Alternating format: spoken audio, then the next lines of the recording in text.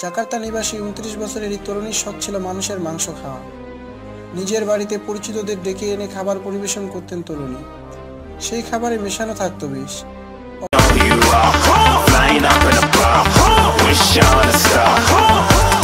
অভাগা অভাগীদের মৃত্যু হলেই তাকে কেটে তার শরীর থেকে কাঁচা মাংস চিবিয়ে খেতেন তরুণী।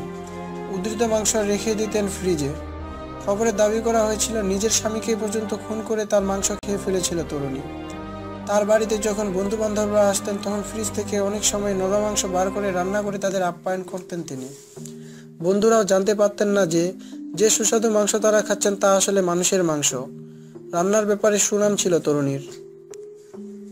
দেশটির পুলিশের কাছে অনেকদিন ধরেই বেশ কিছু মানুষের নিরুদ্দেশ হয়ে যাওয়ার খবর ছিল, যাদের শেষ দেখা গিয়েছিল ওই তরুণীর বাড়িতে প্রবেশ করতে। সন্দেহবশত পুলিশ হানা দেয় ওই তরুণীর বাড়িতে। বাড়ি তল্লাশি করতে গিয়ে ফ্রিজ খুলতেই উন্মোচিত হয় সত্য।